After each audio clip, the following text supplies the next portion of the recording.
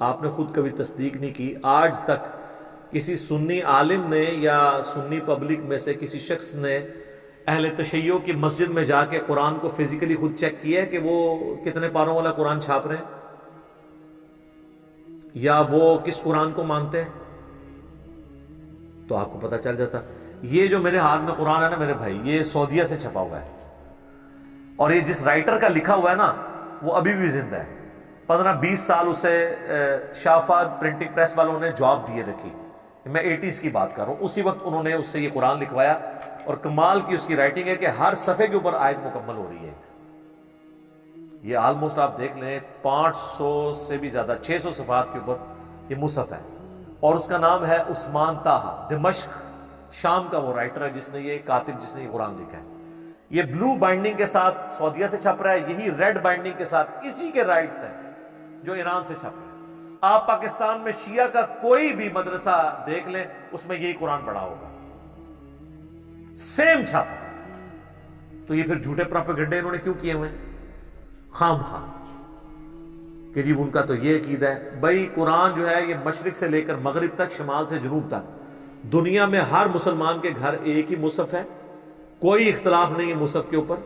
کتابوں کے اندر اگر روایتوں کا چکر آیا تو وہ تو میری الگ سے ویڈیو ریکارڈ موجود ہے۔ اہل سنت اور اہل تشیع دونوں کے ہاں اس قسم کی مردود روایتیں پائی جاتی ہیں، یا آؤٹ آف کانٹیکسٹ وہ روایتیں کوٹ کی جاتی ہیں جس سے عام آدمی کو یہ شائبہ ہوتا ہے کہ یہ قرآن کو محفوظ نہیں مانتے۔ اور آپ کو حیرانگی ہوگی کہ صرف سنی نہیں، شیعہ بھی اہل سنت کے بارے میں اس طرح کے دعوے کرتے ہیں کہ یہ اس قرآن کو محفوظ نہیں مانتے، اور اس قرآن کے بارے میں جس کے بارے میں قرآن میں خود گارنٹی ہے، سورۃ الحجر کی آیت نمبر 9، اِنَّا نَحْنُ نَزَّلْنَا الذِّكْرَ وَإِنَّا لَهُ لَحَافِظُونَ، اس الذکر یاد دہانی کو، اس کتاب کو ہم نے نازل کیا، ہم ہی اس کی حفاظت کرنے والے ہیں۔ اللہ نے حفاظت کی گارنٹی خود لی ہوئی ہے، تو اس کے لیے کسی عالم دین سے سرٹیفکیٹ کی ضرورت نہیں ہے۔ جھوٹے پروپیگنڈے ہوتے ہیں، اور وہ یہ جو پہلے مجھ سے پھکی والا جواب لے لیں، یہ کہتے ہیں جی شیعہ چونکہ گستاخ صحابہ ہے نا اس لیے آپ کو ان میں کوئی حافظ نہیں ملے گا۔ اچھا، تو میرا سوال ہے کہ گستاخ صحابہ بڑا مسئلہ ہے یا گستاخ رسول ہونا؟ تو بریلویوں کے نزدیک اہل حدیث اور دیوبندی پکے گستاخ رسول ہیں، تو پھر اہل حدیث اور دیوبندیوں میں کوئی حافظ قرآن نہیں ہونا چاہیے۔ ہائے ہائے ہائے، کیسی پھکی ہے، اس تو بڑی پھکی۔ گستاخ رسول بڑی چیز ہے یا اللہ کا گستاخ ہونا؟ ہاں، تو اہل حدیث اور دیوبند کے نزدیک بریلوی مشرک ہیں اور وہ اللہ کے گستاخ ہیں کیونکہ اللہ کے ساتھ شرک کر رہے ہیں، تو بریلویوں میں تو کوئی حافظ قرآن نہیں پھر ہونا چاہیے۔ تو کیا پریکٹیکلی ایسا ہی ہے کہ بریلویوں کے اندر کوئی حافظ قرآن نہیں ہے، دیوبند اور اہل حدیث کے اندر کوئی حافظ قرآن نہیں ہے؟ تو یہ جو آپ نے کہانی کرائی تھی، یہ چورن بیچا تھا، وہ تو میں نے فزیکلی آپ کا ختم کر دیا۔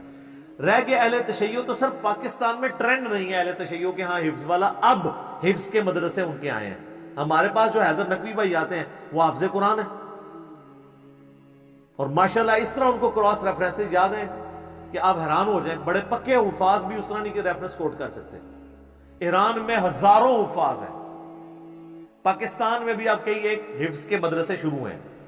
اور اہل تشیع کے ہاں جو سب سے ایک سمجھ لیں کم درجے کا فرقہ جسے اثنا عشری شیعہ جو ہیں وہ گمراہ سمجھتے ہیں، وہ ہیں اسماعیلیہ، اور ان کی بھی برانچ ہے بوہریہ۔ اسماعیلی بوہری جو ہے نا، انڈیا میں ہزاروں حفاظ ہیں ان کے اندر، ایک ایک خاندان میں سارے گھر والے حافظ ہیں، ترجمہ ویسے کسی کو نہیں آتا۔ وہ مجھ سے رابطہ کرتے ہیں نا، ایک بھائی ریورٹ ہوئے، کویت میں رہتے تھے، تو وہ کہتے ہیں میں نے آپ کی ویڈیوز دیکھ کے قرآن ترجمے سے پڑھا تو مجھے پتا چلا کہ میرا یعنی عقیدہ قرآن کے مطابق نہیں ہے، لیکن وہ کہتے ہیں ہمارے خاندان میں چھوٹے چھوٹے بچے حافظ ہیں، حفظ کرنے کے اوپر جو ہے نا وہ پورے کا پورا زور ہے، عقیدوں پہ نہیں۔ لہٰذا یہ جو آپ اتنے عرصے سے کہانیاں کروا رہے تھے، بڑے بڑے انہوں نے مناظروں کی نا سٹوریاں بنائی ہوئی ہیں کہ ایک بار شیعہ ایک سنی کو گھیر گھار کے شیعہ ڈکلیئر کر کے مناظرے میں لے آئے، اور وہ حافظ تھا کیونکہ شیعہ کے پاس تو حافظ ہی کو نہیں ہوتا، اور وہ آ کے وہاں پہ بھول گیا۔ ایڈی کہانیاں بنائی ہیں سر، کئی سالوں سے جو قرات کے مقابلے ہیں نا وہ ایران کے قاری جیت رہے ہیں سر، سارے بزرگوں کی ہر چیز ہی کہانی نکلی، آواز اڑنا بھی کہانی نکلی، اور جو زمین دی چیزیں سب وہ بھی غلط، اڑنے والی بھی غلط، اور یہ بکری والا انہوں نے جو پٹی پڑھا دی کہ جی وہ بکری کھا گئی تھی، بکری والی حدیث تو سنن ابن ماجہ میں ہے 1944، آپ حدیث سنن ابن ماجہ انٹرنیشنل نمبر کے مطابق کھول لیں اسلام 360 میں، کہ وہ سیدہ عائشہ کہتی ہیں کہ نبی علیہ السلام کی وفات تک میرے پاس وہ اوراق موجود تھے جس میں قرآن کی یہ آیات لکھی ہوئی تھی کہ جس کا تعلق بڑی عمر کی رضاعت کے ساتھ تھا، اور یہ ہے کہ وہ 1 یا 2 دفعہ دودھ پینے سے حرمت ثابت نہیں ہوتی، رضاعت کا رشتہ، اور ہم وہ پڑھتے تھے، اور حتیٰ کہ حضور کی وفات ہو گئی اور وہ میرے تکیے کے نیچے وہ رکھا ہوا تھا، اچانک ایک دن بکری آئی تو وہ اس کو کھا گئی، کیونکہ اس وقت وہ پتوں کے اوپر اور اس چمڑے کے اوپر لکھا جاتا تھا۔ تو یہ تو سر سنن ابن ماجہ سنیوں کی کتاب میں ہے کہ بکری کھا گئی، اور بکری کھانے سے کیا ہوا، قرآن سے آیات ختم ہوگی۔ ویسے یہ آیات جو ہے نا یہ تو منسوخ ہے، یہ تو ویسے ہی آپ کو قرآن میں نہیں ملنے لگی، اور اس طرح کی احادیث کے اوپر تعویل کرتے ہیں اہل سنت۔ یہ تو صحیح مسلم میں بھی ہے کہ سیدہ عائشہ کہتی ہیں کہ پہلے اللہ کی کتاب میں یہ حکم نازل ہوا، پھر یہ حکم نازل ہوا کہ 5 دفعہ کم از کم اگر کوئی دودھ بچہ پی لے تو حرمت ثابت ہوتی ہے۔ تو اللہ کی کتاب میں تو کہیں موجود نہیں ہے، تو اہل سنت کہتے ہیں یہاں کتاب سے مراد شریعت ہے، اور کتاب میں پڑھتے تھے رجم کی آیات، وہ سنن ابن ماجہ کی 1944 حدیث میں جو ہے وہ کہتے ہیں قرآن میں پڑھنے سے مراد ہے قرآن کی تشریح میں پڑھتے تھے۔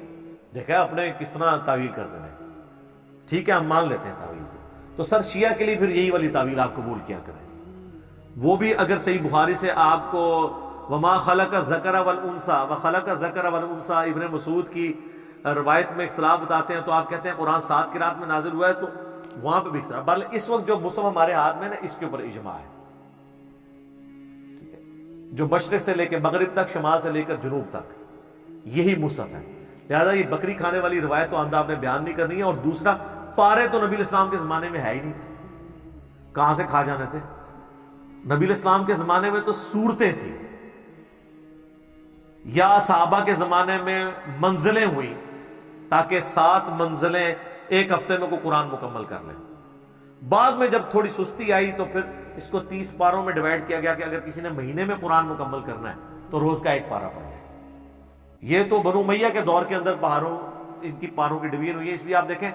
سعودیہ میں آپ کو کئی قرآن ملیں گے جو پاروں کی تفریق کے بغیر پرنٹ ہوئے ہیں، وہ اس تفریق کو مانتے ہی نہیں ہیں۔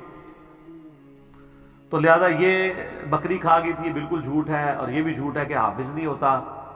ورنہ تو میں نے بہت بڑی بات کر دی ہے کہ اگر صحابہ کے گستاخ میں کوئی حافظ نہیں ہے تو رسول اللہ کے گستاخ یعنی دیوبندی اور اہل حدیث بقول بریلویوں کے ان میں بھی کوئی حافظ نہیں ہونا چاہیے۔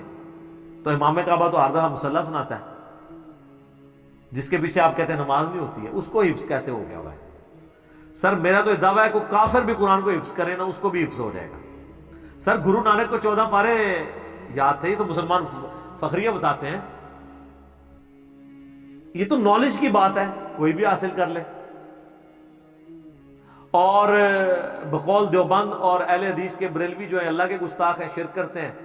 تو بریلویوں میں تو اتنے حافظ ہیں، صرف الیاس قادری صاحب نے جتنے حافظ نکال دیے ہیں، آندہ تو 50 سال آپ حافظ نہ پیدا کریں، اتنے حافظ انہوں نے مدنی منوں کی شکل میں مدرسۃ المدینہ سے نکال دیے ہوئے ہیں۔ تو حفظ کرنے سے کیا ہو جاتا ہے؟ تو شیعہ کے ہاں بھی میرے بھائی ہزاروں حفاظ موجود ہیں، آپ جائیں ان سے، وہ آپ کو بتائیں گے کہ جناب یہ حافظ ہیں، آپ ان سے ملیں، پھر آپ نے کوئی نیا بہانہ گھڑنا ہے۔ حفظ چاہے ادھر کسی نے کیا ہو چاہے ادھر کیا ہو، جب تک اس کے مطابق نہیں اپنے آپ کو کرتا نا کوئی فائدہ نہیں ہے۔ میرا ایک یوٹیوب پہ کلپ بھی ہے، افسوس ایسے حفاظ کے اوپر، جن حافظوں کے آپ کو فضائل بتائے جاتے ہیں وہ حافظ اور ہیں، جو قرآن کے حلال کو حلال اور حرام کو حرام جانے، ان حفاظ کے لیے فضیلت ہے۔ خالی حفظ کرنے سے کچھ بھی نہیں ملنا جب تک آپ اس کے اوپر عمل نہیں کریں گے۔ لہذا یہ بالکل کہانی تھی کہ جی شیعہ کا قرآن الگ ہے، سنیوں کا الگ ہے، اور شیعہ جو ہے وہ 40 پارے مانتے ہیں اور سنی 30 پارے مانتے ہیں۔ میرے بھائی ہم تو 40-30 کی تفریق سے بھی پہلے کی بات کرتے ہیں، قرآن کی 114 صورتیں ہیں۔ میرے اس حوالے سے کئی ایک ویڈیوز قرآن کے تعارف کے اوپر ریکارڈڈ موجود ہیں، قرآن کی جو تفسیر ریکارڈ ہوئی اس میں پہلے 6 لیکچرز قرآن کے انٹروڈکشن میں نے 40 پوائنٹس کور کیے ہیں، اس میں میں نے یہ چیزیں ڈسکس کی تھی کہ خدا کے لیے ایک دوسرے پہ جھوٹے الزام لگانا چھوڑیں۔ غیر مسلم جب اس طرح کے مناظرے ویڈیوز دیکھتے ہوں گے تو کیا سوچتے ہوں گے مسلمانوں کے بارے میں کہ ان کا تو اپنی ایک جو کتاب ہے اس کے اوپر ہی کوئی اتفاق نہیں ہے، جبکہ پریکٹیکلی سب یہی قرآن پڑھ رہے ہیں. بتائیں نا کسی شیعہ کے گھر سے دوسرا قرآن نکلا ہے یا کسی سنی کے گھر سے دوسرا قرآن نکلا ہے, پریکٹیکلی تو اسی کو فالو کر رہے ہیں. تو پھر بات خام خواہ چند کمزور روایات یا آؤٹ آف کانٹیکس روایات اٹھا کر, جن کو سنی شیعہ کے بڑے محدثین خود ریجیکٹ کرتے ہوں یا تعویل کرتے ہوں, وہ آپ ان کے کھاتے میں تو نہ ڈالیں. امین الحسینی صاحب ہیں ایک شیعہ کے اسکالر, انہوں نے کتاب لکھی ہے شیعت کا مقدمہ. اس میں شیعہ کے اوپر جو الزامات ہیں ان کے جواب دیے انہوں نے کہ یہ تو آپ کی پبلک نے آپ کو پڑھایا ہوا ہے, ایسا تو نہیں ہے. تو یہ پبلک نے خالی شیعہ کے بارے میں نہیں پڑھایا ہوا. بریلوی نہیں کہتے کہ اہل حدیث گستاخ رسول ہیں اور خارجی ہیں, تو اہل حدیث مان لیں گے ان کے کہنے پہ, اور اہل حدیث کے کہنے کے اوپر بریلوی اپنے آپ کو مشرک مان لیں گے. تو سب ایک دوسرے کو کہہ رہے ہیں, اسے کیا فرق پڑتا ہے؟ پریکٹیکلی بات کریں اور علمی اختلاف کریں, تکفیر کسی کی نہ کریں. ٹھیک ہوگا جی. اللہ تعالیٰ سے دعا ہے جو حق بات میں نے کہی اللہ تعالیٰ ہمارے دلوں میں راسخ فرمائے. اگر جذبات میں میرے منہ سے کوئی غلط بات نکل گئی تو اللہ تعالیٰ ہمارے دلوں ہی سے محو کر دے,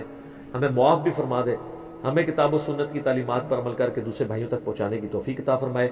سبحانک اللہم و بحمدک اشہد ان لا الہ الا انت استغفرک و اتوب الیک وما علینا الا البلاغ المبین. جزاکم اللہ خیرا.